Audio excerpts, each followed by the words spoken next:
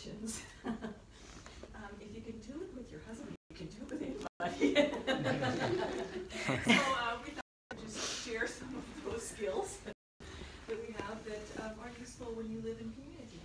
Because we all have to interact with people, whether it's our close communities or our greater communities, the world.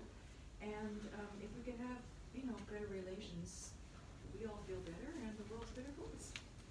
So I thought we'd spend some time working on that.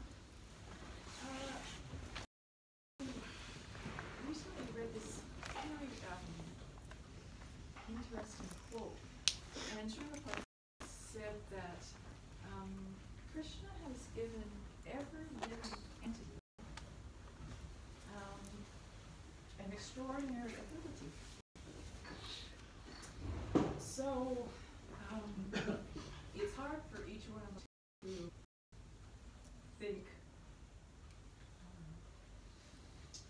that we do anything extraordinary, but there's probably something that we each do that we're probably pretty good at.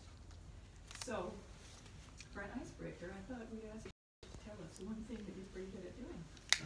So what's one thing you're pretty good at doing? Actually, introduce yourself, put your name, and then you can tell us what's extraordinary. It's hard because we're all so humble, I know. But My name is Michael, and I am good at he's not good at contradicting.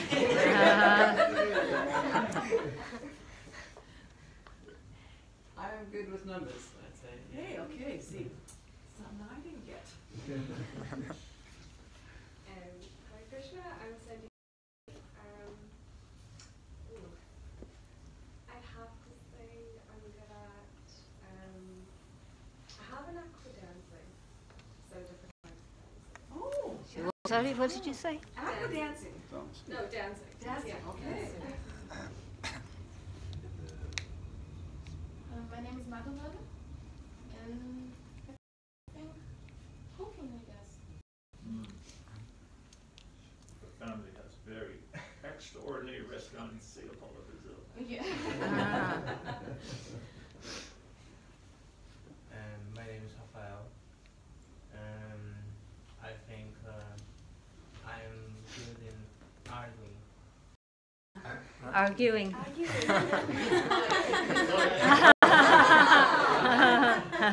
Good one. I like to say it. So I'm sure you can confirm that. Yeah.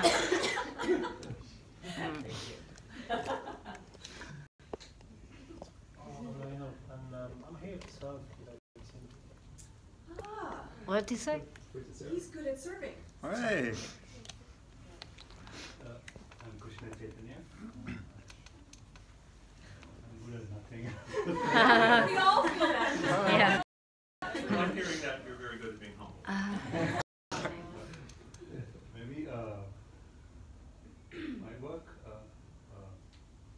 numbers, stats. Numbers, statistics. So you're really good with numbers. I think so, but I'm not quite sure. My name is Agna, and I'm good at playing on my husband's nerves.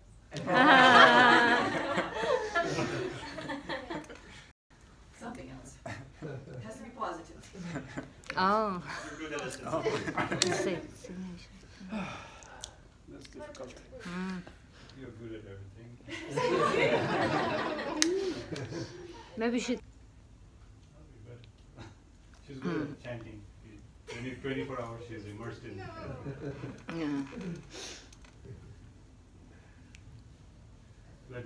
We went on a tour in India with our family.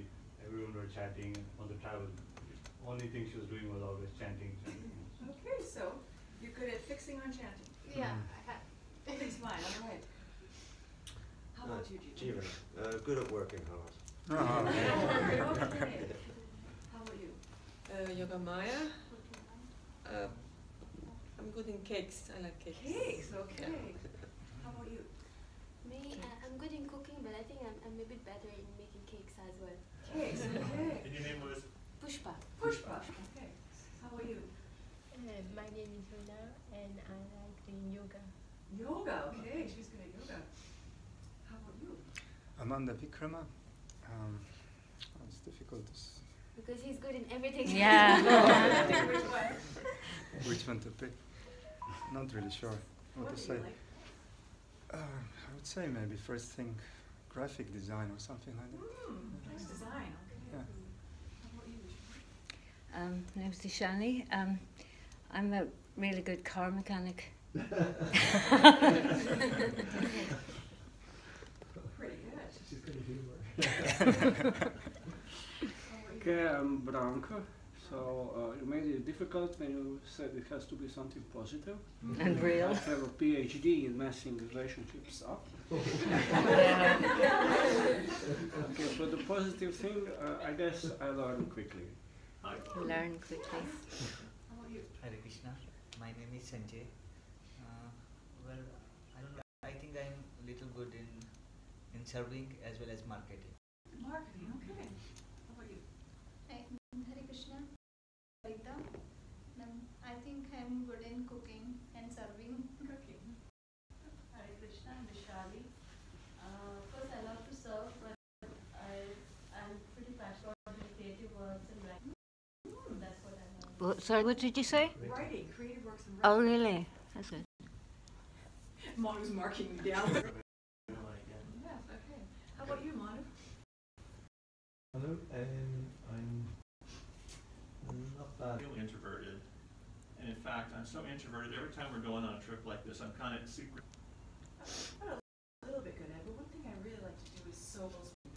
Oh, yes, I'm hearing that about all the wonderful outfits for Mohan for many years in Vancouver. Mm. So, often when we get to do things that we're kind of good at and we like, if we can somehow or other, serve Krishna with our abilities, then we get in a really good, ness of other people also. So, Krishna's endowed us with those skills and those abilities so that we can serve him nicely and serve others very nicely. So next 2 days, we'd like to explore something about our own individual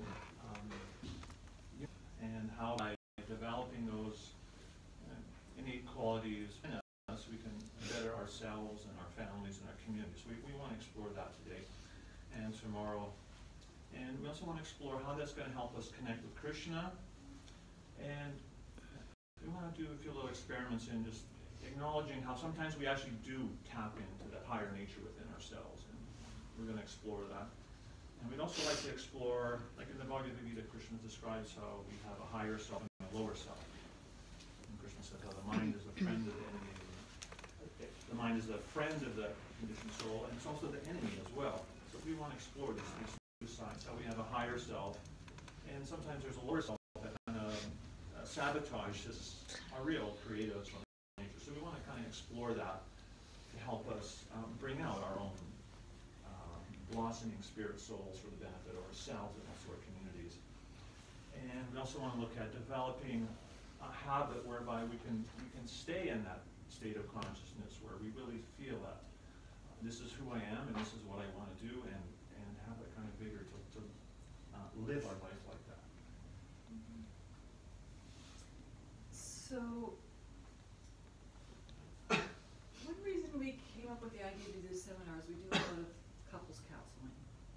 And sometimes when you get in tough situations, we're not really acting in our higher self. We're supposed to be the best we can be with the other person, but sometimes we really react from our lower natures. And we see that if people could somehow or other interact on a little bit of a higher level in more times, when they're stressed, that their life would be much better, they'd be much happier, and everybody else would be much happier. So, we see that it's something we all need to cultivate. How under stress, how in different circumstances, how in times of difficulty, we can stay in a little bit of a better consciousness. So, what we're going to do right now was just explore a little bit how we feel when we're in that higher consciousness, when So what we're going to do is just ask you to think of a situation where you were feeling, you know, in a little bit higher consciousness and higher state. And think of that situation, and then turn to a partner and tell them what was the experience like? I mean, sometimes, I know for myself, when I have very spiritual experiences or when I chant very good japa, the whole world seems very lucid and clear. It's just almost like a different kind of vision, and the experience is very, I don't know, you need to find words to express that yourself. What is that experience like for you when you have some very Krishna conscious experience, or maybe you did something very, exhibited some compassion towards someone that made you feel very good inside yourself?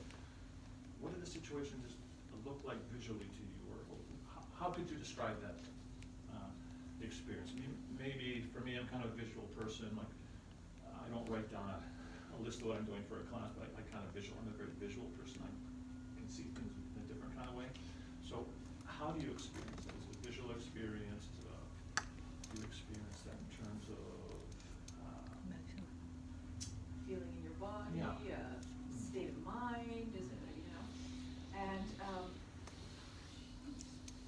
and you know, like, how do you feel? And I think it's important to kind of understand that, because how are you going to get there if you don't know where you're going? You know, you have to be able to, we have to be able to experience things. Like, spiritual life isn't just some ethereal thing that happens. You have to, you know, actually consciously see how you feel when you're in that state, so that you can recognize it and so you can know how to get yourself there. And it's not just a feely thing, but it's just trying to, I know. Your flower garland is feeling. Oh, is that what it's doing? Screen's feeling the flower garland. Just go through. Steady. So just turn to your partner and tell them, you know, what that experience is like for you when you're in a little bit of a higher consciousness.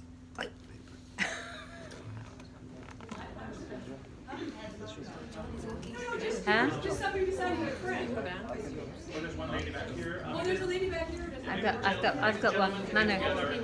Oh wait, I've got one before I forget it. I've got one before I forget. Come here. Got me. Do you bring it? Rena. It's Rena. Okay. Can you sit there because he's gone. He's working downstairs. Is there somebody over there? Anyway, come closer. Exactly. This is private, but this is confidential. So I'll fix your car when I get back, okay? And did you believe me? I was going to say sleep has got to be a bit more inventive. I don't know. It's very.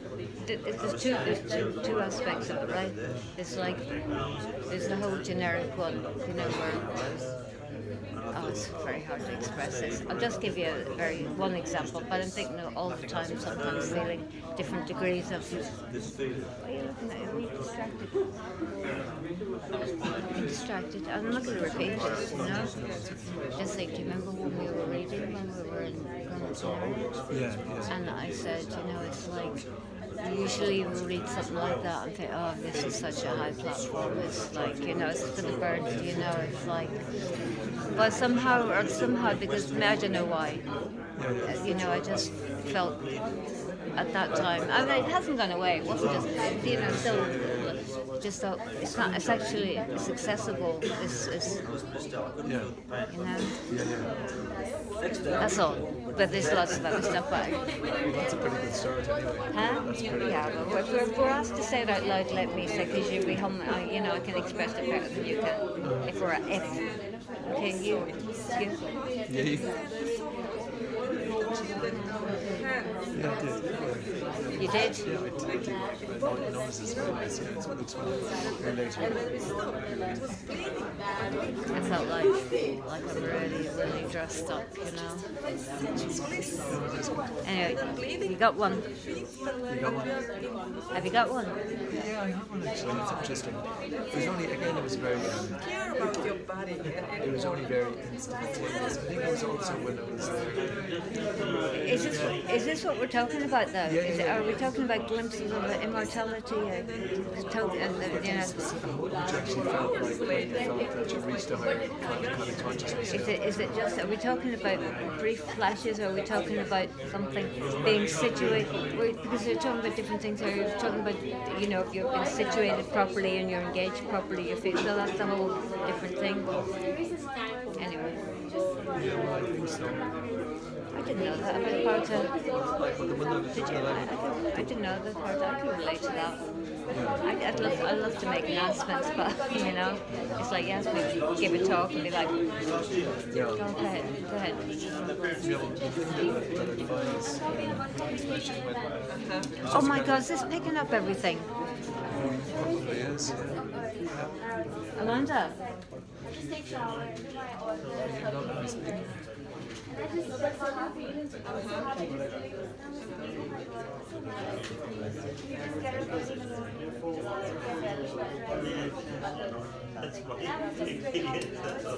And that's gone live.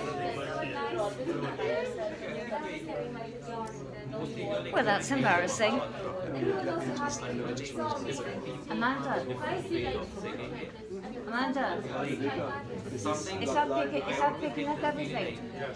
Huh? We're speaking very confidentially here, and I just realised the thing is that. And I cursed as well. Front page news. See, when I'm properly situated, I like to be centre stage. I'm only joking. So anyway, I just realised it was right there, and we're talking like here, you know. No, but it's not the face here, and it's picking up the.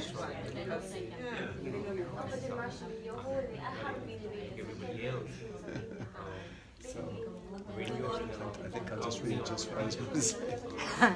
So Manu thinks, no, it's moved away now.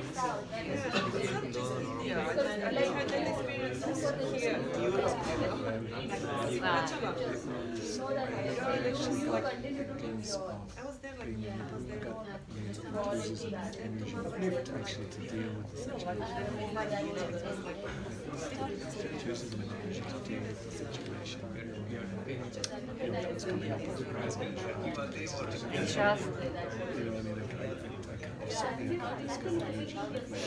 Any more time to discuss that point?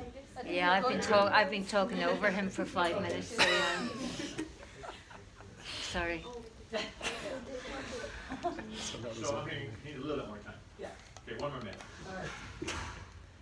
So if anyone didn't share enough, then go ahead. It was quite a kind of surreal. I wish. It was kind of surreal experience. And he's like, No, that seems like you all the time. That. But it was just surreal.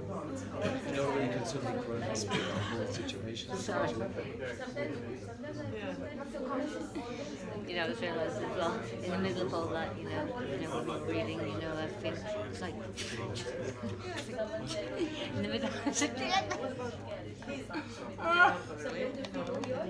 takes me 5-6 rounds before I even. Are you done? Am I what? Are you done?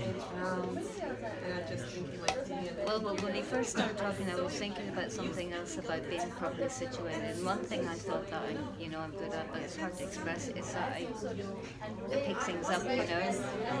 You know what I mean? I'm like, I generally go with my, it may not be good, I generally have a strong feeling about things pretty quickly. And that if I'm situated in a position in which I'm able to use that, you know, like discuss with people or make decisions. Move forward here. if we can ask you all, Your dote is really nice. if you could say 3 words. We rein in everyone's attention. Can you give us in 1 or 2 words, a key word, or maybe 2 words that would express that feeling? Bliss. Anyway? Bliss. Bliss. Bliss, okay. Bliss. What else? Satisfaction. Satisfaction. Emotional. Emotional. Elation. Elation. Elation. Hope. What was that? Hope. Hopeful. Nice. Reverence. Relevant? No, reverence. Reverence. Reverence. Oh, reverence. Detachment. Put the pen down. What else? Detachment. Yeah, it's kind of a good detachment, not a bad one. Like you're not.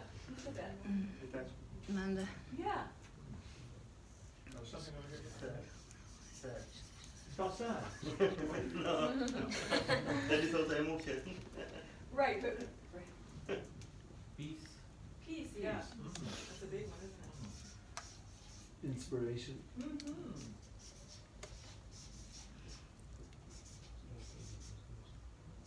All these words mean different things to different people in different contexts. Yeah. Yeah. Well, should we be taking notes? Should we No. have make notes?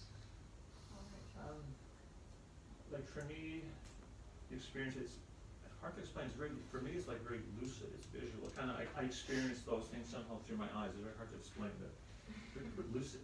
Okay. Now we'd like to flip the coin and ask you.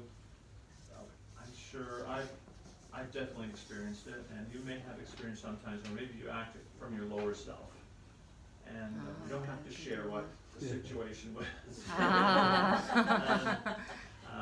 But you can maybe share with your partner what that felt like. Yeah. And I had one experience where we had saved over $1,000 to purchase some things for the Devis in Vancouver, and the money was at the last minute.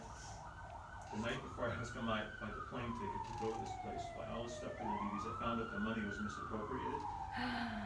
And I had to do the last Arctic that night, and so I'm off every Arctic to the Devis in this horrible mood. Oh wow. And it just felt so horrible. But then when I finished the Arctic, someone had put this little tiny plastic bag on the altar. You just kind of tossed it up. And I was in a really bad mood, so I just took it, I threw it on the counter. I just got some spices or something, you know. And then I changed the Devis, and I came out. I opened this bag out. Tic Tac mints are, the plastic thing. There's this little plastic container. It was full of gold nuggets. I took the gold nuggets to an Indian jeweler and cashed it in for a little bit more than the money we had saved up. We jumped on the plane and had a shopping spree.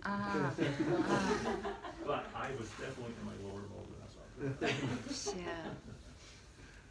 And so when you're in those lower modes, how do you feel? Oh. Tell your partner. Maybe whoever expressed the least can start. We've already He thinks too slowly. Oh yeah. This won't take as long because you know it right away, right? Yeah, you feel. Can you sit there? All over the place.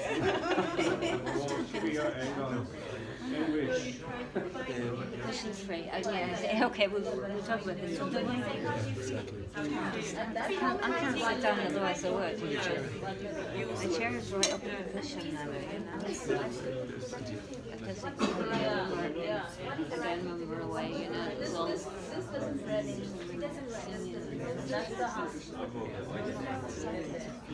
And then there's like, of course, the keys. Like those two inches, like 0 to 60 in plus in a Lamborghini. We saw one today. The what? Like half £500,000. What about you? Anyway, I thought that was very striking. Yeah. How we just, both of us, immediately just, I think the question really is how we felt, but I thought that really how you felt like. I suppose if I was to actually use the incidents again, Oh, you're... when I was explaining to you about the keys, and then you didn't understand me about the keys. I still don't understand. Okay, I'll demonstrate. There's the set. 3. I take one of the 3. Yeah. There's the 2. I just take the 1. Yes. So no, I don't understand that. What I was trying to explain at that time. Still talking about it. Is that the ones to get that one key, you needed to touch the 3 keys in the first place. Touch them. You needed to Touch them, yeah. You touch So them. therefore it was more likely that you misled than I misled them. Well, I mean, you That was said, that- you that's said what- that's really clear. But see, the ironic thing is, if you think at all, it's like, let me take a key to open my balcony. Now, wouldn't a normal person be like, let me take the key so I can check which one opens the balcony? Yeah, so obviously I took the 3 of them. See what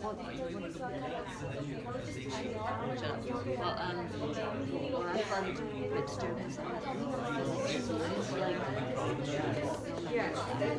I swear you'd argue with me that, you know, no, I don't have any. What was the other one besides the keys? But you have to admit, you know, anyway, we're not talking about the incidents, we're talking about the feeling. It to me was shock. More shock than you know, I don't get shocked. I expect that of myself because I felt more shocked at you actually, the way you use it. Yeah, I know. It's like, yeah, I know.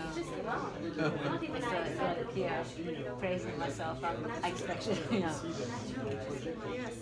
No, the fact that we can, both of us we can, you know, there's no stress, there's no need, I'm just both like, Someone need more time? Those situations where, you know, keys and credit card, they're both. So what are key words to describe that experience? Anger. Anger. Number 1. Number 1, anger. What else? Unpeaceful. Unpeaceful. We have acceleration. Acceleration. Yeah. No, not exhilaration. Acceleration. Yeah, you know when you Thoughts? quickly lose it. Sleepless. Sleepless? Yeah. Something you think about it over and over, right? Restless. Restless. Depression. Depression, did someone say? Depression. Yeah, just disturbed. Disturbed. Tears. Lot of sometimes when I'm in. Tears. Tears? Lot of too much. Overeating. Tears and fears. Yeah. What was it? Broke, like a person could be broke, like deceived in a sense. What? Deceived, broke, like you know what I mean? Broken? Broken, yeah, Broken, deceived, yeah, deceived, very broken deceived. heart, No, we need more pens.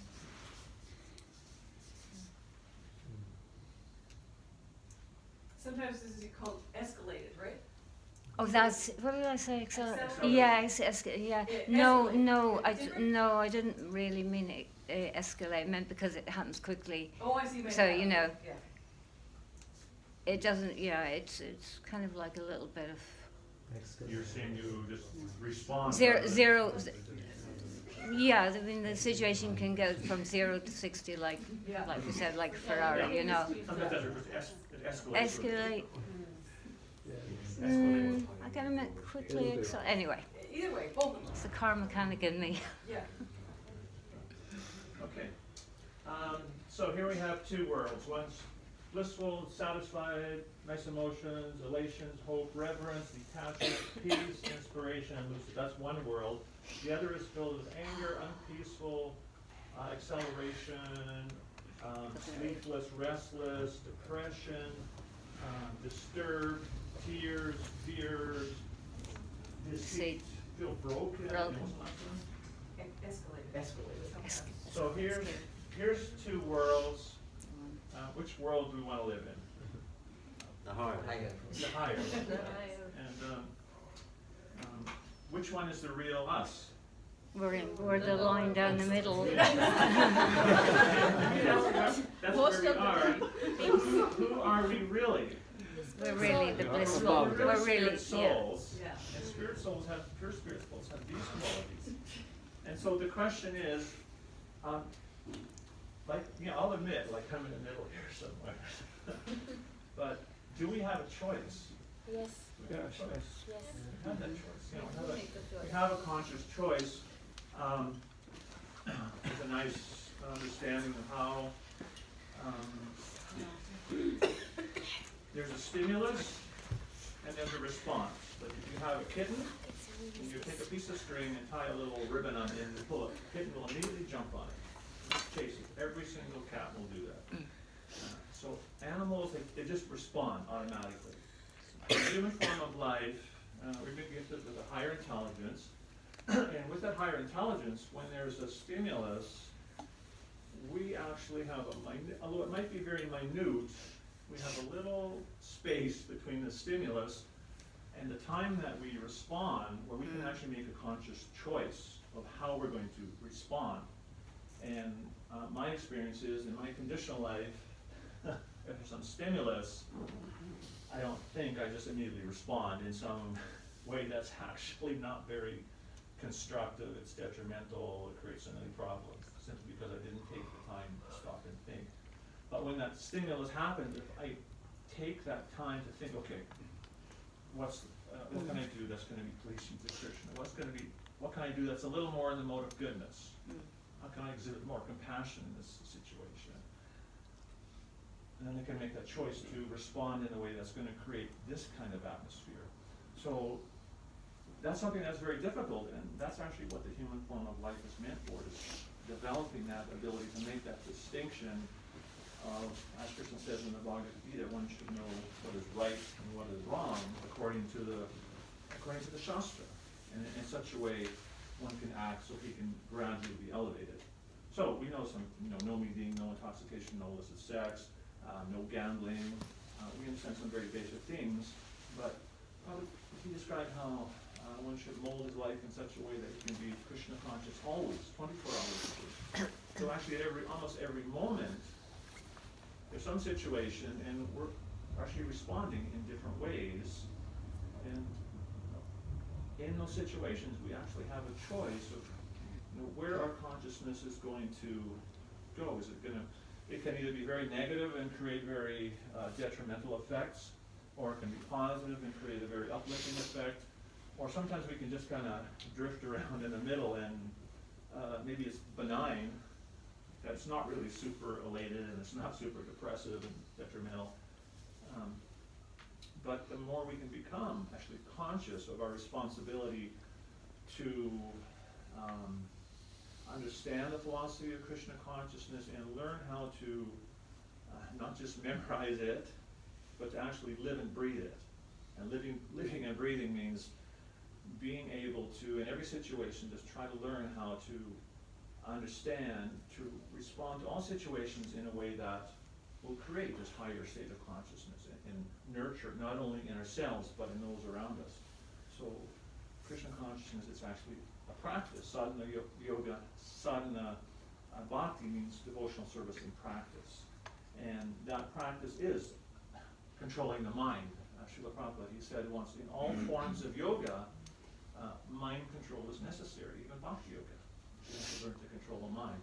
And that control of the mind means to fix the mind on Krishna, and fixing the mind on Krishna also means fixing the mind on how can I respond to this situation in a way that's going to be pleasing to Krishna and helpful to others, rather than just instinctively react in some detrimental way. And so an important part of the practice of Krishna consciousness and coming to a higher nature is actually chanting the holy name. It's the Yuga Dharma, what you could attain in previous ages by meditating for and performing austerities for hundreds and thousands of years, or what you could attain by performing these huge sacrifices that were performed in previous ages. You can attain the results in this age just by chanting the Hare Krishna Maha Mantra. So we've all been given this great gift, Hare Krishna Mantra, and it's an excellent opportunity to come in contact with Krishna and come in contact with our pure spiritual natures. We understand Chaito Darpanam Marjanam, how by chanting the holy name of the Lord, one cleanses the mirror of the heart. And Papa described how just like a mirror can be so dirty, you can't even see your reflection, but by cleaning, by chanting Hare Krishna, eventually, you can see yourself in the mirror. And Prabhupada said, one day you will see Krishna and you will see your pure self. So chanting Hare Krishna is an avenue for us to enter into that pure spiritual understanding of our real selves and to establish a relationship with Krishna. So I'd also like to explore some things about chanting japa. So I don't know, sometimes when I'm driving, I don't know if you have this experience, I'm driving, especially at night, it's hard to stay awake. So I'll turn on the radio, and like there's, especially at night for some reason, there's more channels. Your experience that you're driving, there's a million, you're turning into a knob, trying to find something a little interesting to keep you awake. So I don't know about your mind, but my mind's like a radio, and there's a million channels. So I'm going to ask you, if your mind was a radio, what channels? I'll just say that the channel we want to be on is, do you want to write these? Krishna's name. That's the number one channel, right? Krishna's name, yeah. No, I was just sorry. Krishna's name. So that's the number one channel, and then the next is maybe like Krishna's pastimes. My mind was there. That's a pretty good channel. I'd like to be on that channel. So what other channels go on in our minds?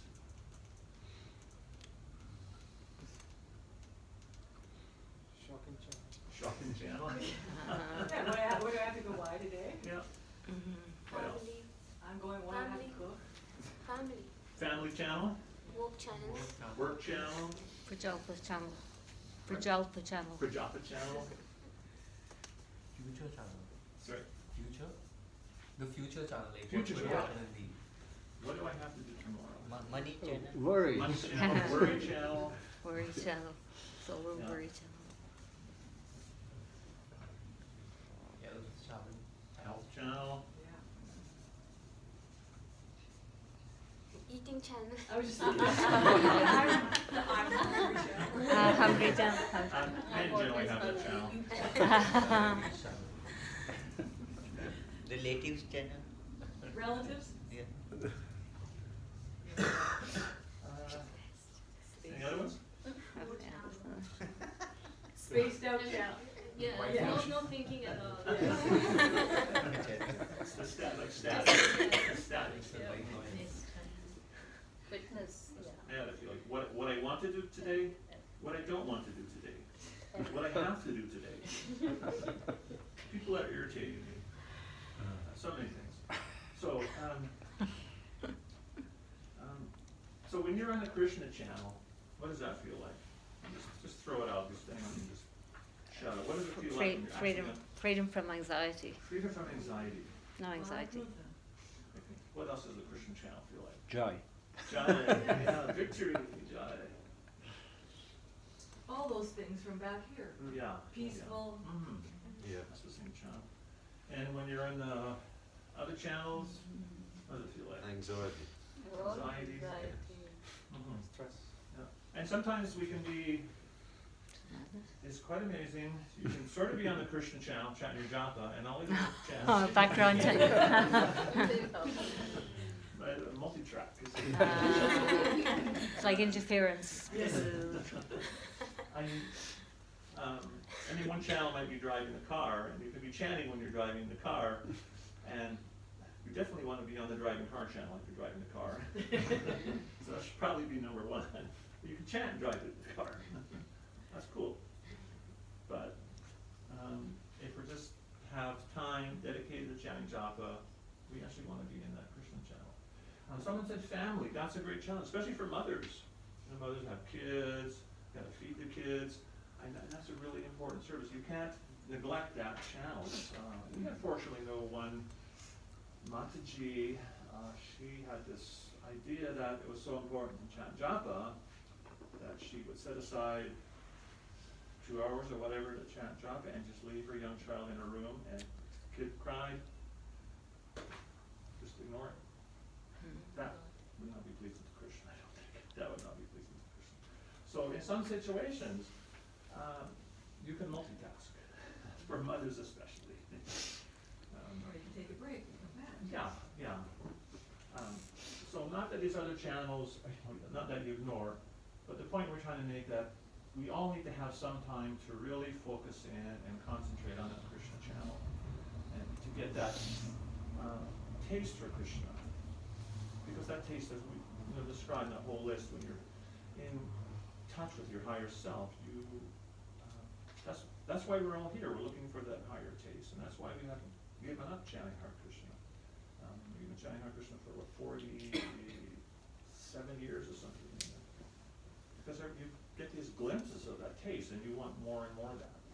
So, accessing our higher self, an important way to do that and develop that ability to stay there, is to have this practice of regularly chanting our japa and concentrating on being very attentive to focus on that channel. Actually, I would give you a little homework. One thing you could do is don't try and control your mind, but just make a mental note. And you could even once a day or every couple of days, just write down, make a note. What percentage of your time was on the Krishna channel? And what percentage of the time was on the other channels? Don't even try and control your mind. Just make even just a mental note. Just see what happens. Because we all want to actually be on the Krishna channel, and sometimes we're just not aware that we're slipping off that channel. And as in Bhagavad Gita, Arjuna told Krishna, Krishna describes in the whole process of controlling the mind, and Arjuna said, it's impossible to control the mind. Arjuna said the mind is restless, turbulent, obstinate, and very difficult to control, my dear Lord Krishna. And Krishna said, yep. He said, Arjuna, you're right. He said, Arjuna, yes, the mind is very difficult to control. But then Krishna said, it's possible by constant practice and detachment. By constant practice and detachment. And Prabhupada in the purport to that verse described that the practice is the different processes of devotional service. And he said especially the process of hearing about Krishna, because by hearing about Krishna, we'll get that taste, as we described in all those qualities of the higher self. We get that jubilation, elation, lucidness, joy, upliftment. We get that when we attentively chant, or we attentively listen to Srimad Bhagavatam or Bhagavad Gita. We get that taste. And Prabhupada described that the more we hear in that way, then the more the mind becomes detached from all those things that are drawing us into that lower consciousness. So that process of, especially chanting japa, is a very helpful tool, not a tool, it's actually the ultimate goal of life is to be absorbed in the holy name. But by chanting that holy name attentively, with devotion, it helps us become fixed and rooted in the higher spiritual consciousness. So it's a very important process. So now we'd like to do a little brainstorm. Is this me doing this one?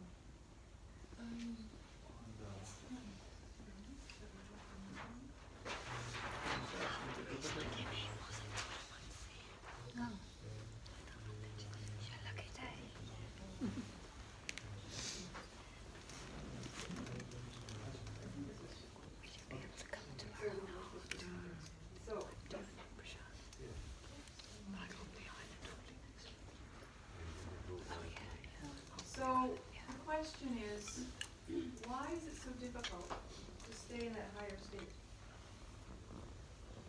What's stopping us?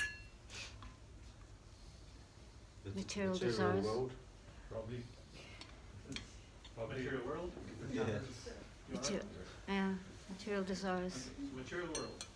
I think it's a lot of distraction. Lot of distraction. Distractions? A lot of We live on a very distracting world. What else is it? Desires. Desires. Probably we think that we have faith on him, but actually we don't. So therefore, the mind constantly goes into worrying about things like all the things. So we think that we're the controller and we don't depend on Krishna. Yeah, but we superficially say that everything is controlled by him, but we don't really actually believe. So therefore, we get into this mode that we have to control things or what happens tomorrow. So controlling tendency, yeah. The race to be better than the other person next to you. The race to be better than the other person. Competition. Peer pressure. I don't know if they call it the rat race. What else? What comparisons. Comparisons. Comparisons, yeah. Judging ourselves and judging others. Money. Seed of everything. That's kind of with desires, is it? Everything is money. Part of it. Part of it, yeah. I think sometimes it's also past conditioning. You just go back to Default. yeah. It's like we feel we deserve to chill out because we, finished for rounds now. I've been good, so what we do, we can watch a movie maybe. You feel you deserve to chill out, relax. Let's do relax, So what? Yeah, I agree with you. So it's is that is that a different one, or we deserve it? Is it a specific one now? Does this desire? It comes out. Well, condition. You said conditioning, didn't you? That's what reminded you. Yeah. We want to be with Krishna part-time. Yeah. Well, we don't want Krishna enough. Yeah, I was even just going to say like the body, just like bodily concept of life. It's kind of like it's all about me. It's all Have to enjoy, Yes, at certain point. At certain point, we decided to leave Krishna, leave spiritual world, and we still haven't changed our minds, and we really decided to come back. I think that would be. Yeah, it's kind of like it's true. It's not even lack of determination. It's just you haven't even decided. Yeah. Like we say that with all of our second generation. Like we all have kids. We join Krishna consciousness. At some point, they have to join also. You have to decide. Yeah. Right. Yeah. And it's actually a moment-to-moment decision. To become fully Krishna conscious, it becomes a moment-to-moment decision.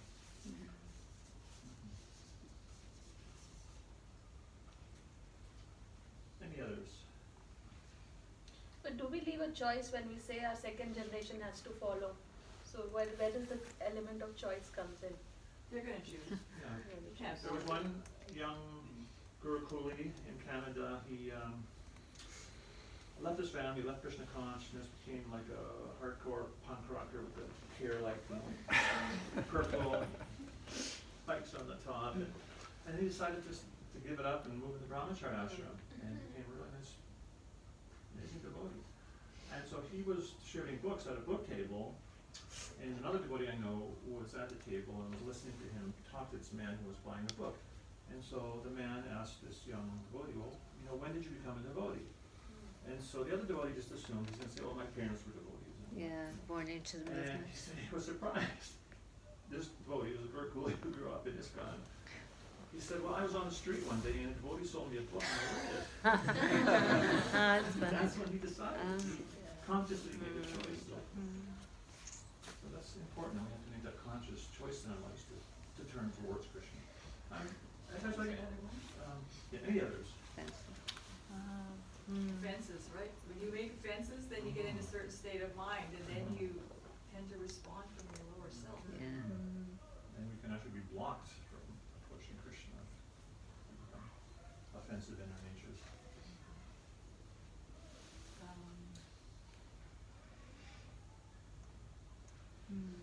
Some other ones might be false prestige, Pride, envy. envy. There's a huge difficulty in maintaining a discipline. Like if we say we want to do chanting, like when there is a method to getting to Krishna consciousness. So you always, like I always feel that I'm like always, okay, I need to be disciplined. So now that is taking a whole effort on my side that, I'm not disciplined, and I want to do it like this. But I'll keep complaining, but to come to that, so that difficulty of attaining that discipline or that order that you want to create, that you feel will give you, you know the benefits, but again those... You have your past conditioning, you have your distractions, you have your desires, you have your conscious, you know. I think there's, it's an entire thing. Yeah. Any others?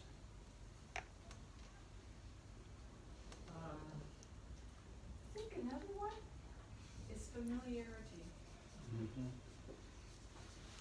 Like sometimes we act in our lower selves when we get familiar with something, someone, right? Oh, definitely. And you think, oh, it's okay if I just, you know. Yeah. Like we see that a lot with couples, right? It's just my wife, you know, so what if I'm grouchy, or, you know, it's just my kids, or, you know, so what if I yell at them, you know? It's not what they're for, they have to tolerate. So, you know, we kind of get familiar, and we think it's okay to respond from our lower selves. In terms of Chan Japa, we can be so familiar that... You just say we are humans after all. Yeah, that's our excuse. Yeah, that's our excuse. Yeah. So, you can be humans, birth after birth, birth after birth, if you like. We can become familiar with the holy name and just enter into those multifarious channels. You know, I can think I have to chant my rounds. Or I could think, I've got an hour and a half or 2 hours to personally associate with Krishna. Unfortunate. Wow. Wonderful. Just by chanting his name. Just if we could have that consciousness, it would be a different world. What knowledge, like lack of knowledge? Lack of knowledge. Yes, or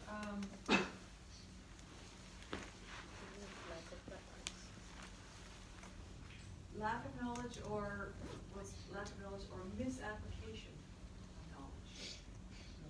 As you see that some people, they'll take knowledge and they'll use it to act in a wrong way, because they're actually misapplying it. So it has to be, you know, proper knowledge. It's like you probably know that in law court, right? I mean, you take the law, but you use it if you want it to do this, or you bend it that way, right? So we all do that, right? But it's not always for our benefit. So all these items are kind of like red flags that maybe our consciousness is going a little bit in the wrong direction. A little signal, a little flagman on the road saying, slow down, something's going to happen, but not slow down. So these are signals to let us know that maybe there's some change that we need to make. So let's just go through these and see what can we do to counteract these things that actually take us away from Krishna, from our real self. So distraction, what can we do about that? Trying to chant japa, and all these things are distracting us. Put the laptop away. Put the laptop away. Phone. Anything else? Maybe just sometimes if you make a to-do list, I'm going to do this, this, and this, write it down, and you can pick it out of your mind because you know you can come back to that later, rather than have to ruminate on it. Ruminate over it what you're supposed to be chanting japa. Okay, sure. So what about desires? What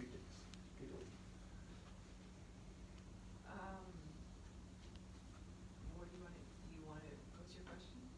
No, just how do when we see these kinds of things entering into consciousness, what to do to rectify it? Okay.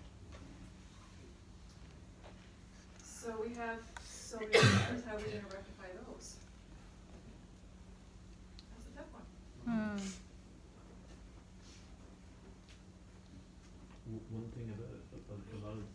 of things is that you have to kind of structure your life in such a way that you're going to be more likely to make good choices than not, you know. Yeah. You know, getting up early is one thing. Yeah. You know, I see a big one with this is association. yeah. I've seen that, yeah. You want to associate with people that you want to become like, Mhm. or that inspire you to be living your higher self. Association is like so important. Like if you find yourself, you know, fault finding and complaining all the time, you gotta look and see who you're hanging out with. Probably someone who fault finds and complains all the time, right? Mm.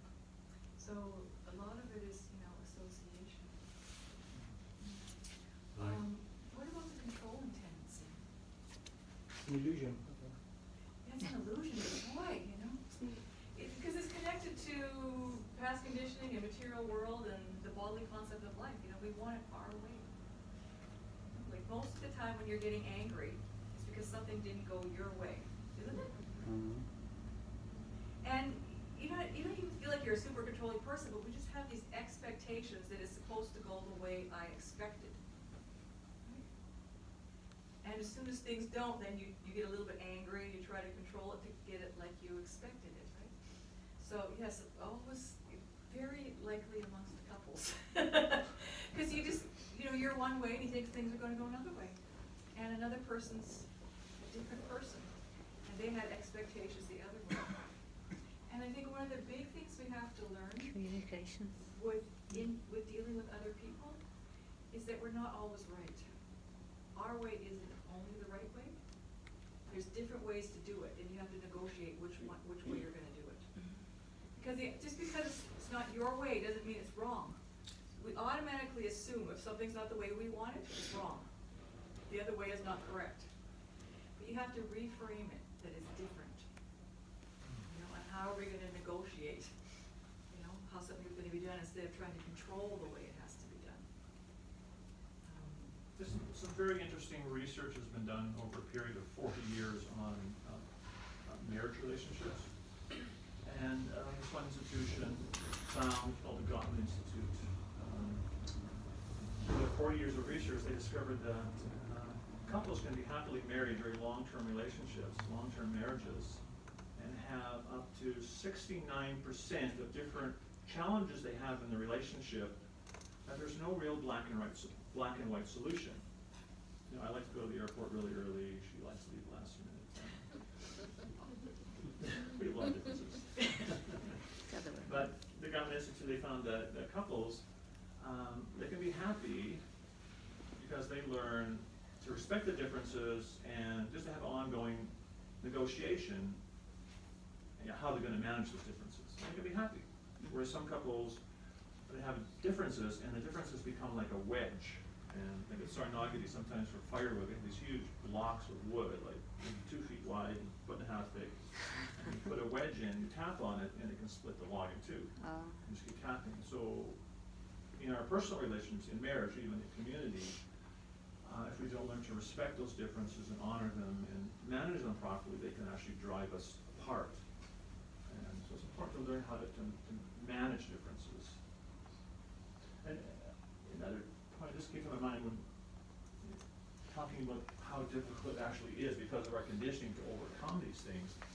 One thing that was comforting that I read, Partha wrote in one purport, he said it's not surprising that we have these kind of challenges, these kind of difficulties in controlling our mind and senses. And he said because we have been in contact with material nature since time immemorial. Like some of you are sitting on the floor, it's probably going to take a minute or two to loosen up when you stand up, especially for someone like me. If I sat down on the floor for half an hour, it's like very difficult to get up. The body just gets conditioned. So what to speak, if you're in this position of thinking you're the controller, the proprietor, center of the universe, and we were thinking that Prabhupada said since time immemorial, since birth after birth, millions of births, we've had that mentality. We're trying to break out of that consciousness. So Prabhupada was, it was actually comforting. Prabhupada said it's not surprising, but it's something that we're working at. We're works in progress. And a big part of it is just being conscious that that's what's affecting you. Because as soon as you realize realize, like, even past conditioning. You'll be in a relationship with somebody, they'll say something that triggered something, that happened to you when you were young or something like that. And so you respond in a funny way. The other person doesn't know that you have that trigger, or you just have a habit of responding in a certain way. But if we're aware that that's what's triggering us, then we don't have to just jump and get angry or, withdraw or be nasty or whatever it is that we're doing. So the controlling tendency, we just have to see, okay, yeah, I would have liked it done that way, but maybe he likes it done that way, and maybe there's some other way that which we can do. We don't have to always respond from our lower natures. So a lot of this is just noticing how we get into our lower responses and seeing what it is that triggers us to go into our lower natures so that we don't get triggered. Because as soon as you tripped over something a few times at your front step, and all of a sudden you go, oh yeah, that there, right? And then you don't get triggered by it anymore. So it's being conscious. The next one, competition. Oh, I thought we were kind of doing that. Are there any ones you want to, any specific ones you want to ask about competition, comparison? The comparison, and judgment, that's something that's very detrimental to spiritual life, and like it says in the Bible, judge ye not, or ye shall be judged. Judge not that ye be not judged. Yeah. So it's very detrimental to place judgments on others. Like I might think that so-and-so person is like this. I have some judgments against this person, and I might have that mental image, this negative image about that individual and devotee, and I can go away carrying that mental image in my consciousness. And that person could, in a few months, a few years, become greatly spiritual advanced, and I have this embedded negative image. And so, actually there's Madhavananda, very nice devotee, he wrote this article on fault finding. He was describing how if someone fault finds you, and someone's criticizing you, but you accept that, you just think, ooh, I have to improve, and the fault actually goes back on him. In Mahabharata, yeah. Yeah. So if we judge someone, it actually comes back on us. Like to say, if I'm pointing at you, it's actually, my fingers are pointing back at me.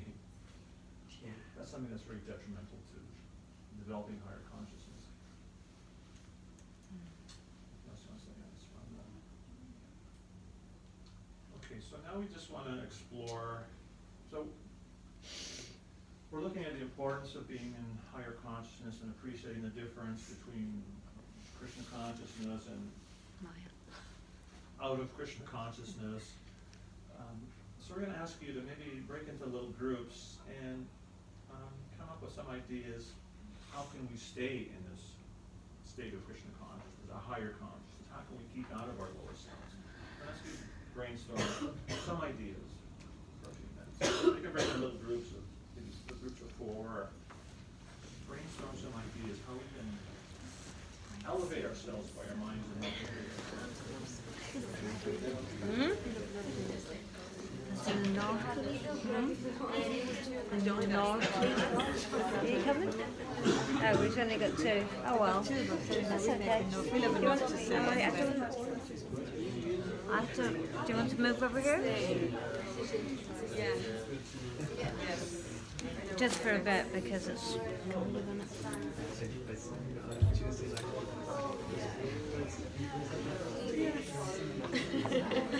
I was really comfortable now too. So what's like a deep breath out? Yeah. I'm actually, we're all, I kind of,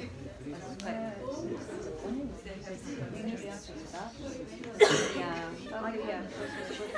Sure, I think we do that. How do we overcome the lower How to stay. Conscious of Krishna. Yeah.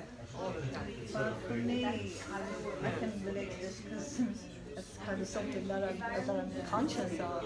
It is a real, for me, I think one of the first steps is actually accepting it. Okay, wow, look, I'm down here, Krishna, I'm in this. And then somehow or another, fitting Krishna into it. Okay, Krishna, I'm here, what have I done here? That's what I got. I'm here, I'm not able to do everything, taking everything out of the book, but I'm back here again, and I just try to find him in it, and know that I have to, what have I put out? And it's usually someplace I've been before. It's usually a pattern. Sometimes I take some of my of a lower state of consciousness that it's something that I'm going through. And I was okay, I know they will always be able to Will always be S's and ups and downs as inevitable. in the past, not saying in the past, not be all for weeks, or it would knock me off for a day. Oh yeah, no good, I'm back here again, I have to. So I tend to be conscious, okay, what have I done here? And usually I find myself, I have to we just seem that we have to hang on regardless. Sadhana, I'm saying sadhana is associated with sadhana. Stick out the courage. That's when you get sometimes at least you're doing it, sometimes you don't even have to do your sadhana because you're so the question was, how do we put it through? What choice do we have? What choice do we have in the back of us to keep on going? I think financially, because and even if you're floundering on your own, you might just come and find, somewhere just dissipate, Yeah, ships, yeah. You never know. Because you're on your own meditating on it, it's on the fly. Maybe we're thinking of Krishna. What about you, Matt? What do you do? Just saying his name all the time. Who do you think? Oh, I'm going to know you guys. I have to get a chair. No salad.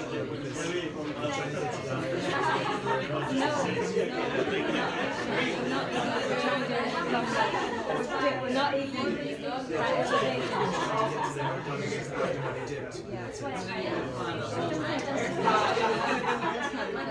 It's not altruistic.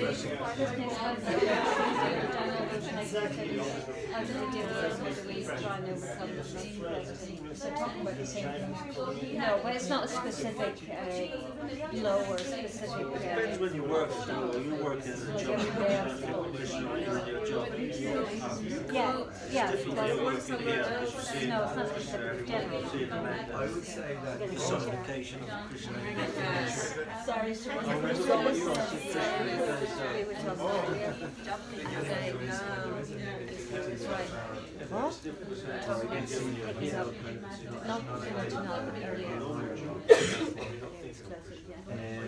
I'm kind of a bit more like celebrity as well, in the sense that I kind of accept it, but I'm not there. I kind of know Sorry. I want to be there. Sorry. I thought something that you said earlier was actually having faith, it's really hard to go.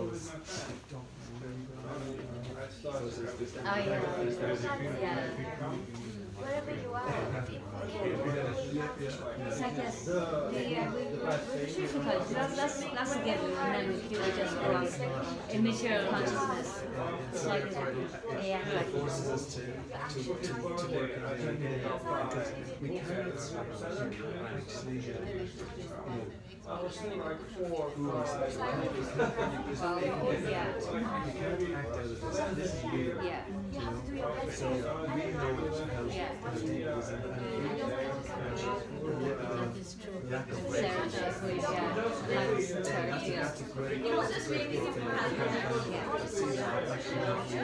because we're all selected, everybody else can see it anyway. We're just fooling ourselves. No, not necessarily everyone else can see it. I mean, for me is to Sorry, what's wrong? old people. find Okay. Special for everybody as well. How's the weather? Sorry about my English. So, and then feel right. I hope it's interesting. Thank you, yes. Not to hurt him, to be nice with him, to listen to him. Even if I'm not, sometimes not my subject. Yeah.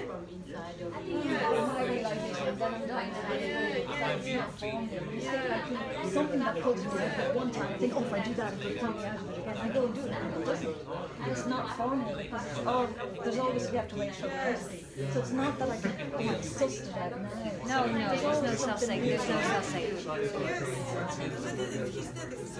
But that's why we have to stick with the process, whatever. Did you say it's not formula? Yeah, formula. But still, but the process you could consider that the formula to follow. But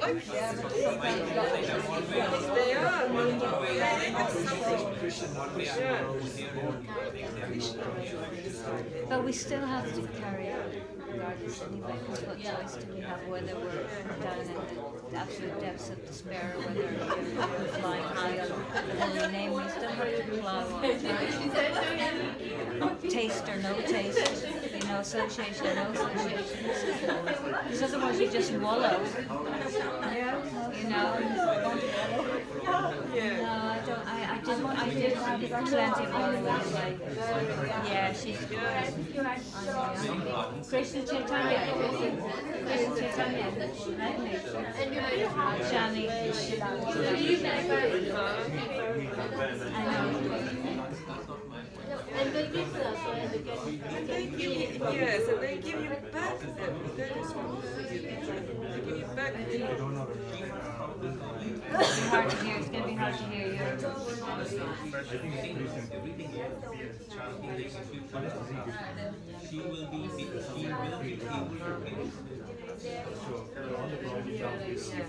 at the same time, we're good at doing that. I can't hear you, by the way, sorry. Can you? If you think that there's more people, everything is controlled.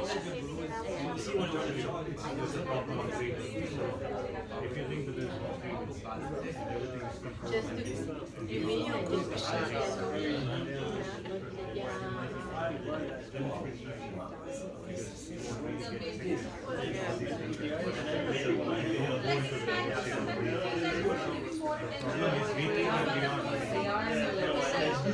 Sometimes from ways to pay.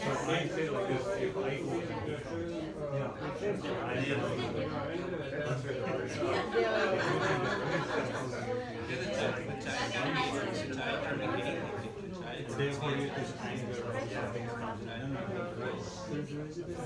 she's living her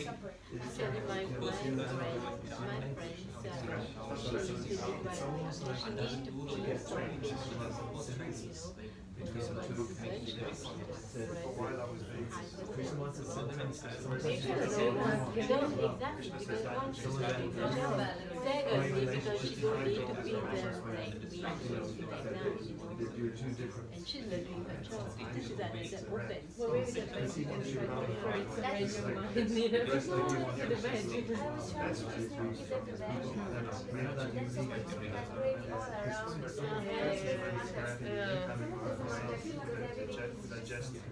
Anyway, it's mixed now.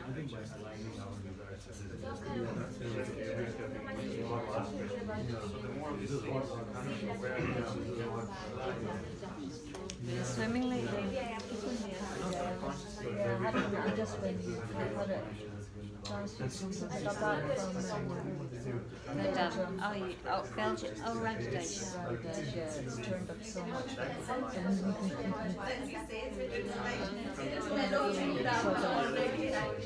Okay, Krishna, I feel it's like it's doing nothing doing shit on a little bit. It's just like what's we were talking about you that night, wasn't we? We were talking about you, but you didn't come up. I think John and the Mente, you met your son. Or maybe you Are you yeah, no. This is a discussion. Yeah, that's the thing, yeah. It should be, We're yeah. trying to solve problems here. Yeah, no, it's Like, supposed we're to trying be, to solve yeah. problems and it's a discussion. Yes, it's a open for, discussion. yeah, exactly, yeah. You know, Yeah, it's not, there's yeah. 5 in the group. Yeah, that's how, 5 in the group. You said something and then you and then I can, yeah. Yeah. Yes, that's not, yeah. What are the things on there? You are born just to be listening to them. Yeah, to like to give Just talk so much more than Read it Bhagavatam. Read the Bhagavatam every Wednesday. Friday, and kids on every Tuesday, and kids every Monday. These loud mouths back here.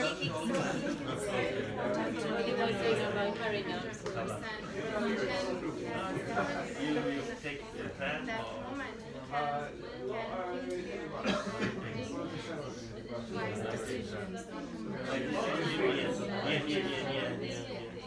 Saying that, well, when you're relating to this, when we can lose it, respond, we reactive to something. Yeah, we get what you're saying, really, stuff like how to, you know, how to counter-tell, you know?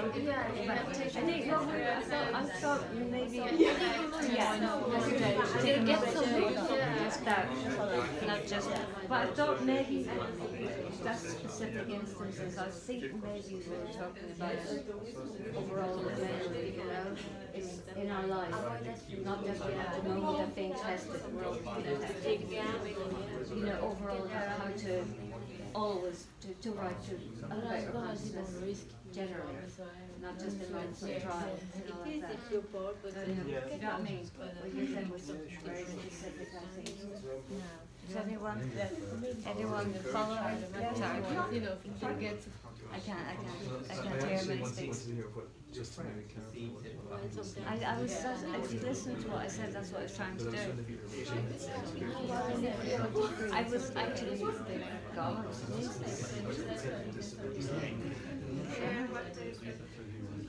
Would you repeat it again?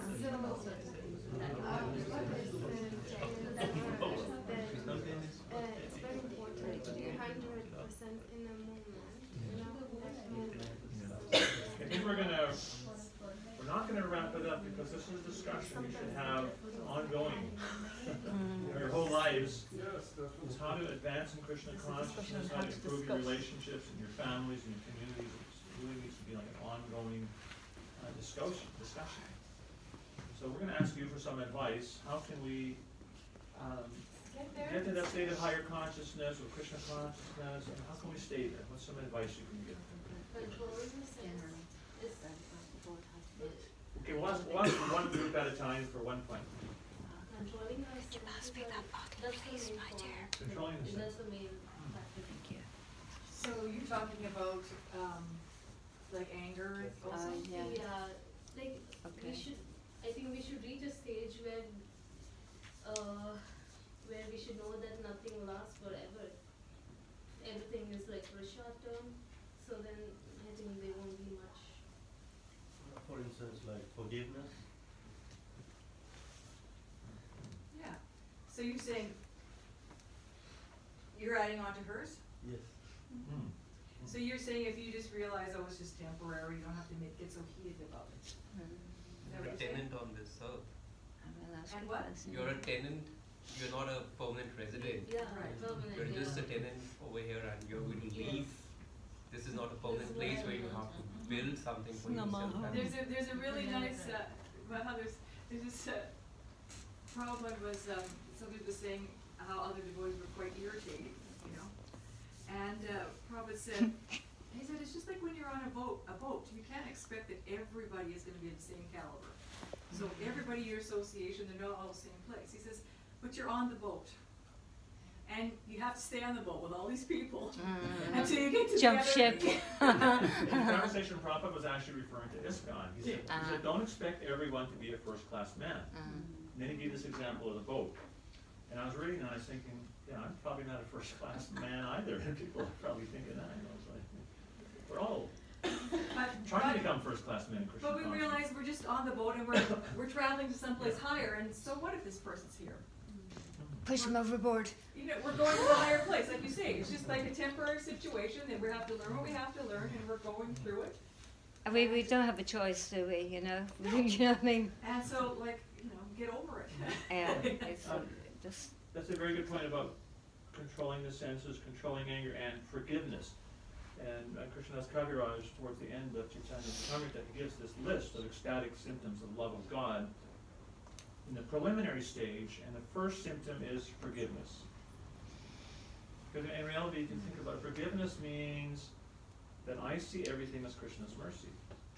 That this, you know, this is happening, or this person is doing this to me, and if I was actually a pure devotee, somehow I'd be able to think, oh, Krishna has put this person here so I can learn something, so I can develop humility and patience and tolerance and forgiveness. One of my god sisters, she was on Padayatra in Mayapur, and she was going to all these different temples, and she really wanted to make spiritual advancement, and she was saying, Lord Krishna, please help me become tolerant, patient and tolerant. She's praying like this. And then she's in this party, and they're in small groups, and she said, all of a sudden, in her group, she said there was the most annoying person that she'd ever met in her entire life. And she said, why is this happening? And she realized, no, I was actually just praying for this, to become tolerant. Now Krishna's given me this opportunity to become tolerant and patient.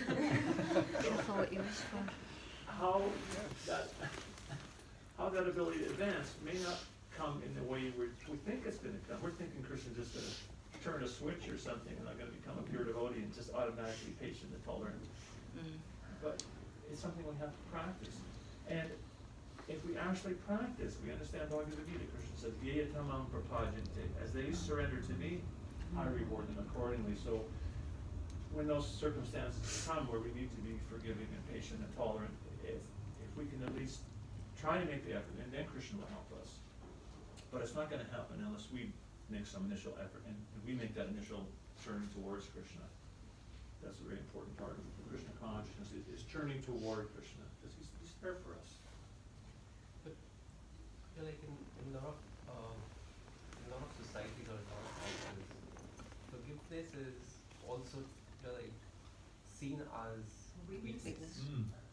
It's actually it's huge strength. So how does the person make oneself believe like forgiveness is always the right thing? It's just like Manu might say, I might hear Manu say, he might say something like, oh, Partha's a real joker or something. I might take that the wrong way. I might think it means like he's saying I'm an idiot. But he means something totally different. But I think he said I'm a joker. I'm kind of like that Manu when he Maharaj is like, don't want anything to do with it. And so I'm carrying this chip on my shoulder like for years, thinking Manu's like, and he's completely forgotten about it. But I'm carrying that chip on my shoulder, could be for years. Sometimes we carry these negative things with us. They can actually become embedded in our bodies, literally. Unless I can forgive, unless I can find out, no, did you really mean that one? We have a conversation about it. And even if someone does something, like look at Prahlad Maharaj, his father was like the most horrendous person you could imagine, trying to kill his own son. And Prahlad was so forgiving. He said, oh my dear Lord, please, forgive my father, make sure he doesn't have a bad destination.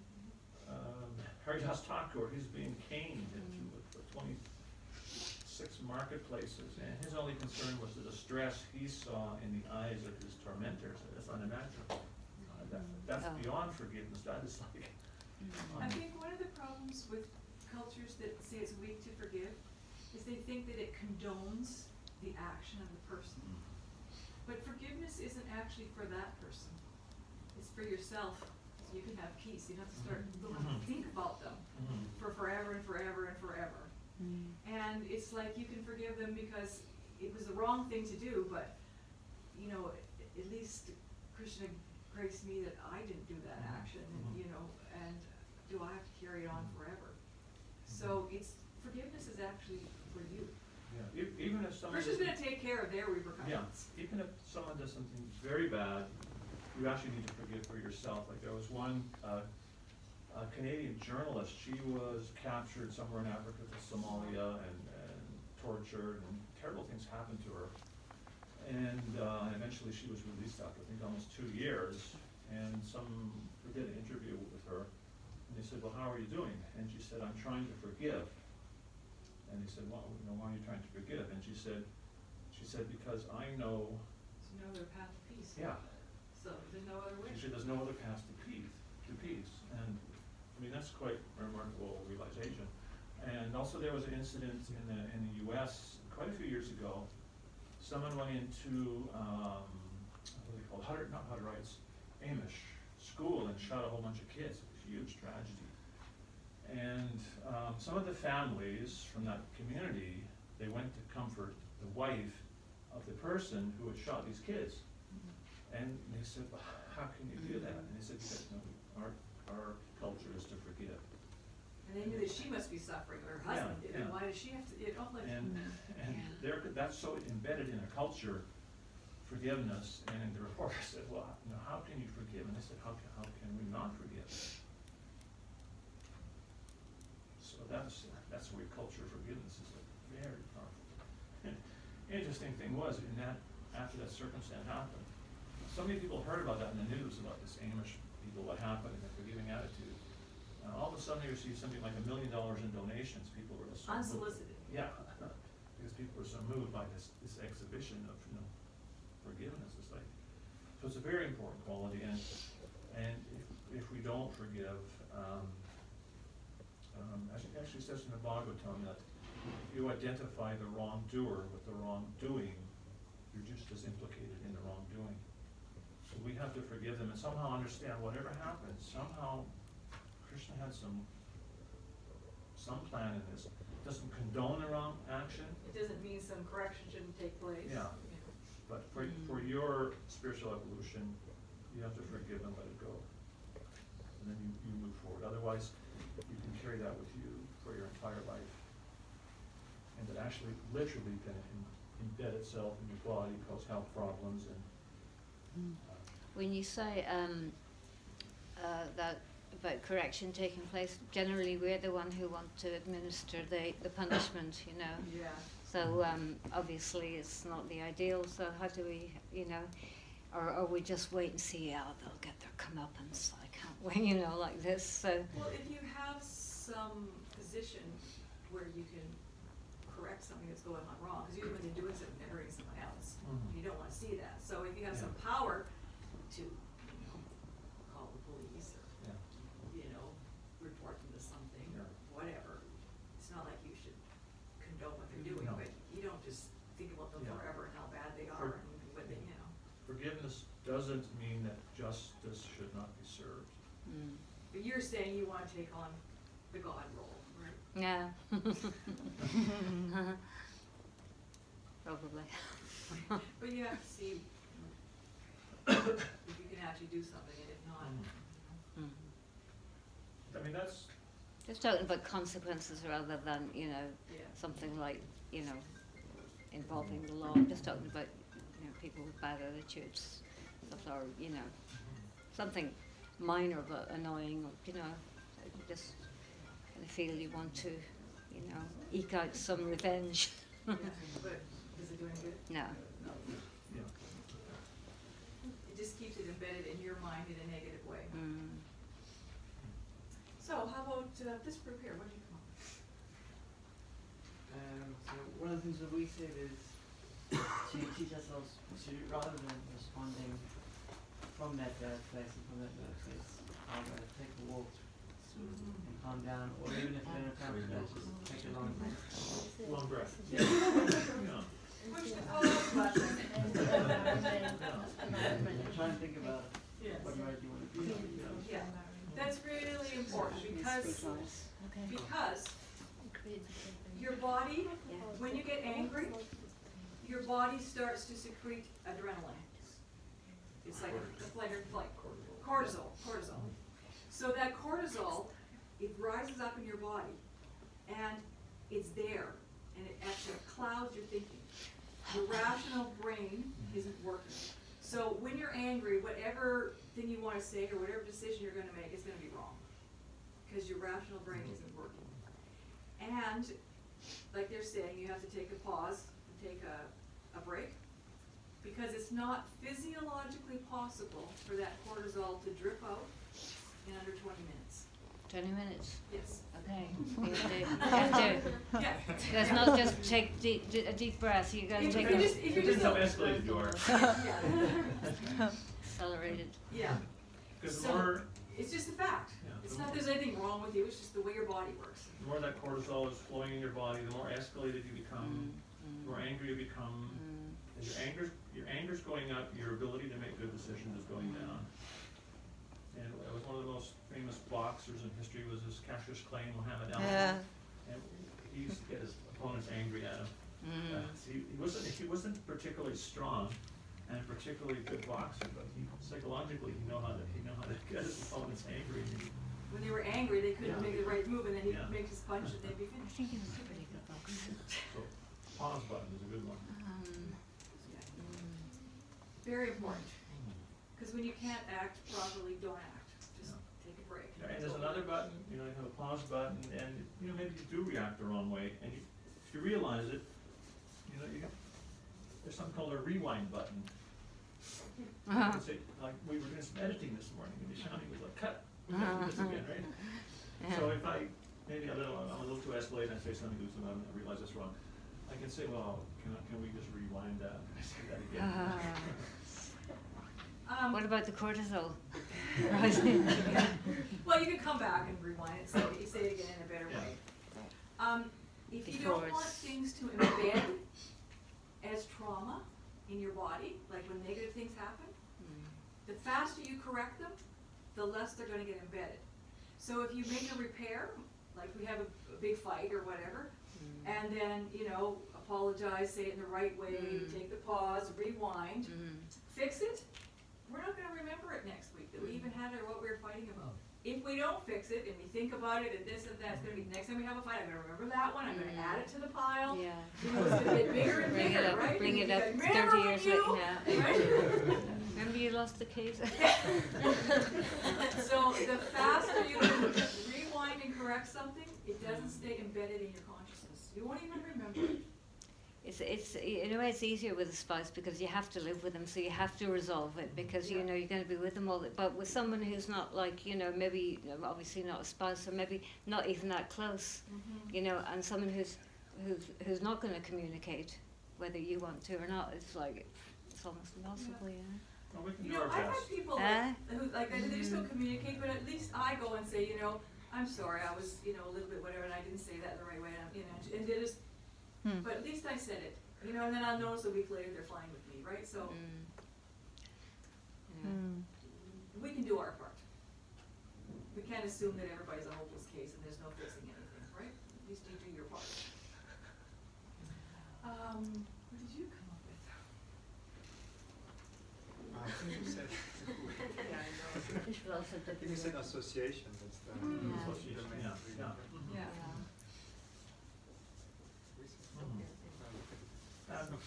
Association is so important. Sometimes I like to give this example to grahastas, like we come to the temple, and it's true for all of us, we come to the temple and we're in the temple room, treat everyone with great respect and compassion and very politely.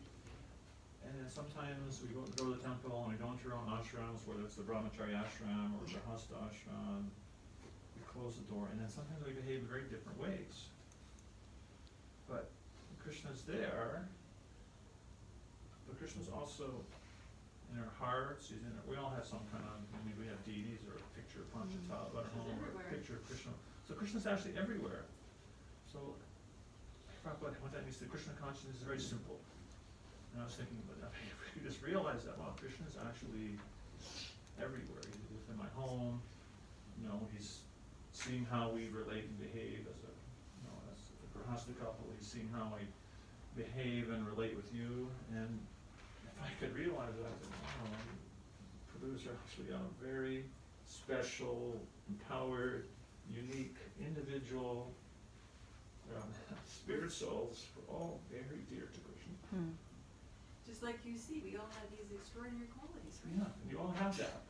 And therefore it's my duty to treat you all with great respect and compassion and devotion, because you're all very special people. So associations, like, you know, really, really important. So if we find ourselves, you know, not in our higher self, maybe we need to find some people who are and hang out with them and they'll rub off. How about this group here? That's us. That's a big group. So many of them. Big Oh, group. you're saying you're the association group? Monday to Friday. Oh, okay. Monday to Friday. Well, you're so big. Did you have another one? Yeah,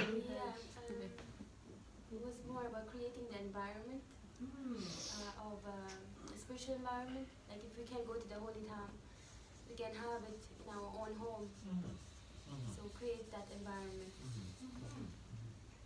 Yeah, for sure. I know that for a while we were having morning programs at our house.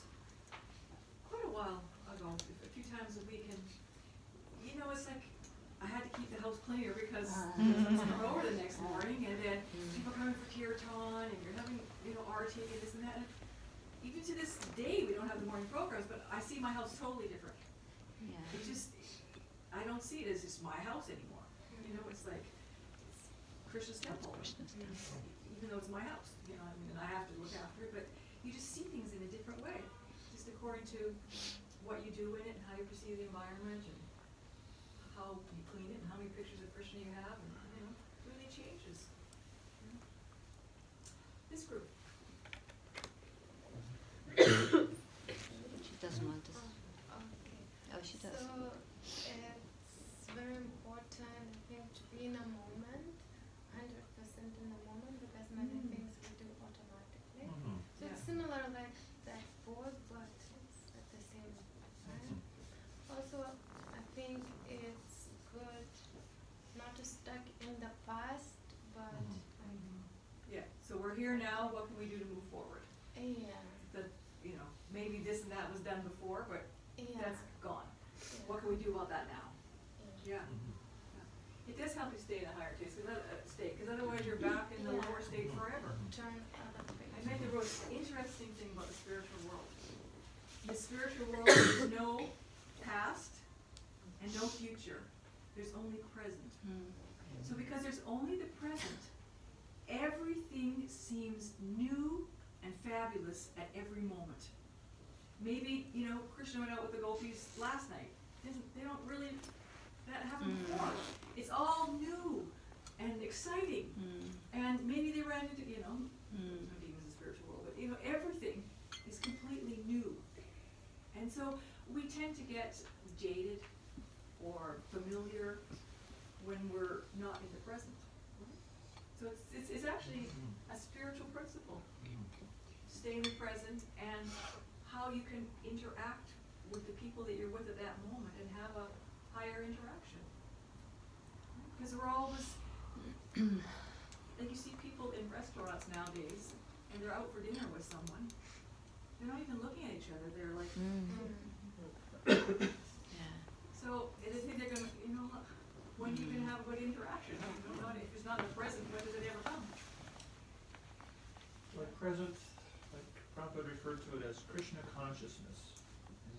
It means conscious, or to be in that presence in everything we do. And like it can be as simple as, you know, literally you're engaging your senses in Krishna's service. You can actually feel your senses being engaged in Krishna's service. I'm holding the ghee lamp and I'm looking at the color of the lamp. And Krishna consciousness is actually very sensual, transcendental experience if we just can be present and be absorbed. Like if you ever see videos of Srila Prabhupada eating prasad, and he's completely absorbed. And you hear Yamuna or some of the servants describe how Prabhupada would take prasad, and he didn't like to be disturbed when he was taking prasad, and Prabhupada was just completely absorbed in relishing and honoring prasad. It's amazing to see those videos. And that's actually what we need to aspire for, to be that in that kind of an awareness. Like I said, 24 hours a day to see how I'm using my senses in Krishna's service, that everything around me is somehow related to Krishna. Prabhupada once was giving this lecture in New York talking about how Krishna's energies are everywhere, earth, air, fire, water, ether, mind, intelligence, and ego. And Prabhupada said, you're not sitting on the floor. He said, you are sitting on Krishna. This is Krishna's energy. You're being supported by Krishna's energy. Prabhupada saw the world like that. Everything was related to Krishna, very conscious. And that's for us to develop. This is an important point, is living in the present, because like you say, you could be chanting japa and you're thinking about what you're doing tomorrow, or like I've been offering artik and you don't even, you know, I'm not, you're thinking your mind's somewhere else, you know, it's like, how is that Krishna conscious, right?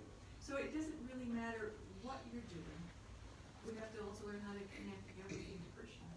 Like I heard a part of a conversation over here about, you know, you might be chanting japa and then your kid is there or something, but we have to see the kid is also our devotional service. So it's not an imposition, you know, you might be changing from this service to that service. But if you don't see your kids in relationship to Krishna, how are you going to act in a higher taste? If you don't see your job in relationship to Krishna, how are you going to act in a higher taste? If you don't see your service in relationship to Krishna, how are you going to act in a higher state? It's how, that's when you're Krishna conscious, is when you see everything's connected to Krishna. How it's helping your Krishna consciousness in some way. Otherwise, why are we doing it? You know, even if we have a job we don't like, at least we think, well, at least it's giving me some, you know, Lakshmi that I can, you know, engage in the service of Krishna or maintain my family so we can all be devotees. There's some connection. And we have to be conscious of those connections. Ask you before I forget it. Who is it? I don't know, is it your turn? What was that point we were going to mention earlier? I think you bring it up here. I think that is a very important point to appreciate the connection with Krishna that we all do have. I don't know what the population of Dublin is, but I don't know what the population here is. 4.5 million. 1.5 million. That's a lot of people. Now, how many people in Dublin are actually tonight sitting down and having a serious discussion on how they can improve their spiritual consciousness? Here we are. We're here. Yeah. And it's such a rare thing. It's such a rare thing. Most people are drinking beer or watching soccer or who knows what. We all have something very special, something very special and precious, and we've all experienced that. And that's something we need to treasure and very much embrace, and at the same time see that we can improve on that, we can build on that. It's not that we don't have anything, it's not that we're hopeless failures, but we all have something very precious that's been given to us by the mercy of Lord Chaitanya and Srila Prabhupada and Krishna, and we really need to hang on to that, embrace it, shine that, and utilize the advancement that we've all made to clean our hearts more and become closer to Krishna, and to actually never be satisfied in how close we are to Krishna. I always want to become closer to Krishna. And so it's ongoing, this endeavor for spiritual advancement and perfection. So we always want to be endeavoring like that and make that conscious effort. Something to appreciate where you are, and to also appreciate the goals that we're trying to attain, and work towards those. And also it's important to appreciate the qualities of others, to appreciate, and to actually express those kinds of appreciation for the service they do. One of my our godsister in Sarnagati, she did a Sunday school for, I don't know, 3 years, and talking to her, and then she said, I just couldn't do it anymore. She said she loved doing it, loved working with the kids, but she said not once did any parent come and say, oh, thank you, I really appreciate how much you're doing this. And she just said, well, I just can't do it anymore. Yeah. So it's not that devotees need praise or aggrandizement, but you need to know that you're pleasing the devotees. Yeah, it helps you to know you're doing something right, and if you don't get that kind of reinforcement, it's hard. So it's important to appreciate others, and we're going to talk about that tomorrow. So we should appreciate, the spirituality we have within ourselves and nurture that, and also to appreciate the qualities of others. very important to us spiritually. Prabhuji, can I add one more point? Yes, please. I think, I don't know whether this is right or wrong. I think we should also strongly believe that there is no free will. So everything is determined by Lord. So once you, not 100%, but 200% believe that everything is determined by Lord. Yes. So you don't really worry about what will happen tomorrow, what will happen to my situation or job. And therefore, you won't get into this lower state of things in the very first place, like anger or frustration or depression. Control. Sometimes that can be also misunderstood or misused in Krishna consciousness. I was going to bring it up, but I didn't bring the things that can actually hinder us from coming in contact with the higher self. And sometimes it's inappropriate paradigms or inappropriate application of the philosophy. Like the paradigm is, the proper paradigm is we should depend on Krishna. But that can actually be misused. Like I could think, well, you know, I just get married and I've got a wife and I've got a kid on the way, and I could think, well, I don't need to look for a job because Krishna's a maintainer and controller. So that could be a misuse of the understanding that Krishna is the controller and defender. Like Arjuna, Prabhupada was talking about Arjuna once, and Krishna's encouraging Arjuna to fight, to use his independence. And actually in the Bhagavad Gita, Krishna said, okay, Arjuna, I explained everything, now you do what you want to do. And you know, in class, Prabhupada said, he said, Krishna didn't just give Arjuna some magic pill. He said, Krishna, no. Krishna said, Arjuna, I want you to fight. These are the reasons. This is the whole understanding of Bhagavad Gita. And the ultimate instruction is to surrender to me. But in the very end, Krishna says, my dear Arjuna, Arjuna, it's up to you. You have that free independence. So it's achincha beta beta tattva, inconceivably, simultaneously one and different with Krishna. So this aspect of Krishna's in control and our free will, it's a little achincha, it's a little inconceivable.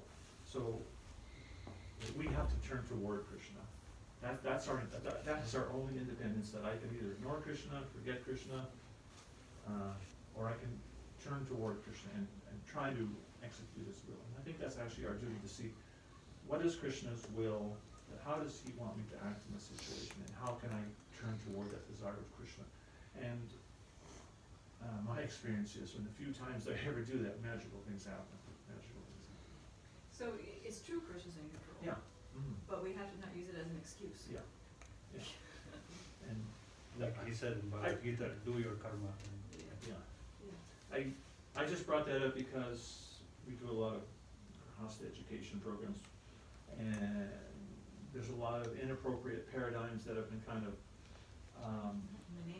in the name of Krishna consciousness have created a lot of damage because of improper attitudes, and then trying to apply those improper understandings. So it's kind of a touchy point for me to always see that those points are understood properly and not misused. That's why I brought that up about not misusing and understanding that Krishna is, but ultimately Krishna is in control. And we have to see that Krishna's in control, so this situation is happening because I'm supposed to learn something from it.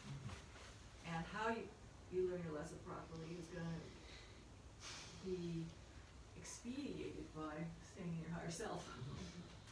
You know, trying to see exactly what it is you need to learn, and instead of blaming the situation and the things and the people, but there's some lesson for us to learn, and that's why that's Krishna's control. We're in that situation because there's something I'm supposed to learn here. So we want to thank you all. We've learned a lot from you tonight, how we can become more Krishna conscious, more absorbed in our higher self, become better persons. Oh, yes, sir. And we have one last thing to ask of you. So, if we all acted in our higher self, what would be the benefits just to ourselves? Shoot out some answers. Happiness. Happiness, yes. Peacefulness. Peacefulness, yeah. Healthy. Health. Health, yeah. I think it's more above happiness, because I've seen during one of the calls that happiness comes and goes. sure.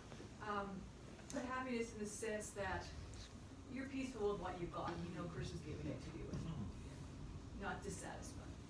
How does it benefit your family if you stay in a higher self? Stays together. You're happy to be together. Family that prays together stays together. It should be affected by your higher vibration. They'll be affected. The atmosphere will be affected by. For sure, the atmosphere will be affected, and they're also probably going to be able to come act in their higher self. I think Prabhupada wanted that. There's one letter in which Prabhupada said, we need many examples of sane grahastas in the Krishna consciousness movement. So I don't know what he just seen that's sane. He used the word sane. Yes, he wanted that from us, to become the best we could be in. Yes. And we see that, like, we counsel a lot of people that have not been raised well, and they don't know how to function in a family when they get their own. So, the higher state of consciousness that we act in our families and that we pass on to our kids, the better society is going to be. Because I see that people are just messed up a lot of the times from their family of upbringing. Not all the time, but sometimes. So it's really beneficial that children are raised in higher states of consciousness. And so how does it affect our community? So it is like almost like a pyramid. For sure. The ultimate pyramid scheme. Yeah. We started working on community. We worked through a family. We worked through a rural community, and we thought, okay, we're going to do foreign ashram for Prabhupada. 10 divorces in the first 10 years we were there. Cows are all left by themselves. The families either divorced, this, that, So then we started going down that pyramid. We said, hey, if we don't start helping families, there's not going to be any community. There's not going to be any good society. So we just went to the bottom of the pyramid and said, that's where we think we can help. Foundations. Yeah. So, community. How's it going to benefit community if we ourselves act from the higher self? Strong community, caring. Gotta have that.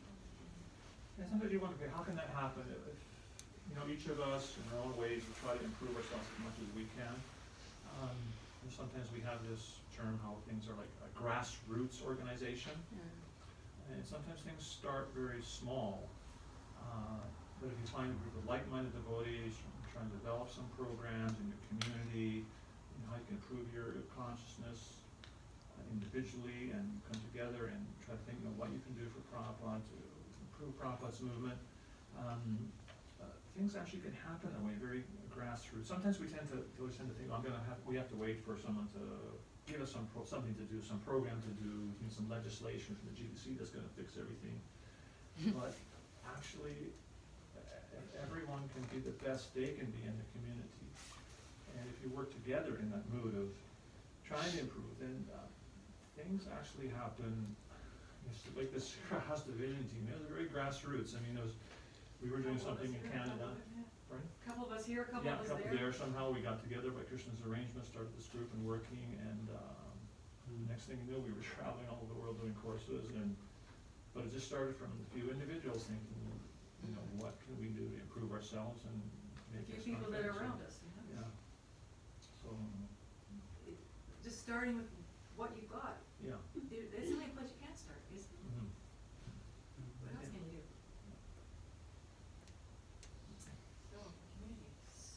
Does everybody have a little phone? Go make yourself a note of one thing that you're going to do to improve yourself, go to that higher state. What's one little change you're going to make in your life that's going to get you, or write it down on a piece of paper if you've got one.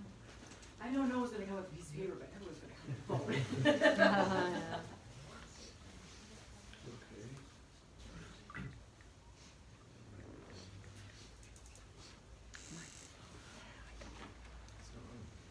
I'm going to send it to you because I don't have notes. Shana's your secretary.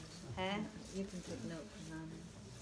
I'll send it to him on WhatsApp. I won't be here tomorrow.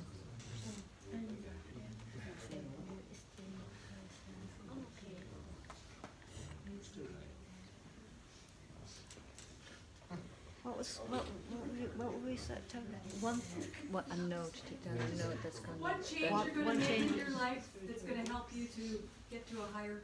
One change, One change. You're going to start with one. Yeah. Okay. One thing you're going to do. Tomorrow morning I'm going to try chant attentively one mantra. Sound like Puruja. Yeah, right. Puruja, just hear one mantra. Try for the pause button, whatever it is, you know. It's interesting when you asked, the first reply for this part was happiness. When you asked what do we get as a person. This is like a material example. Everybody knows a Virgin company. Phone company? Yeah, it's modern company. They have airplanes, they have... Okay. It's like 400 companies. Okay. The founder of Virgin, Charles Branson. Richard Branson. Richard Branson, yeah.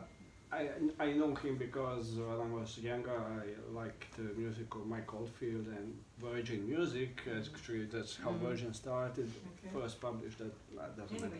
His story is when they asked him how did he manage to build all that. I was always happy. That's how happiness actually can influence community. Do you want to be around happy people? You want to be around grumpy people? Yes. And Prabhupada said, chant Hare Krishna and be happy. He said if he's not happy, he's not a devotee. Yeah. And happy, you'll be happy when you really find yourself and live your values.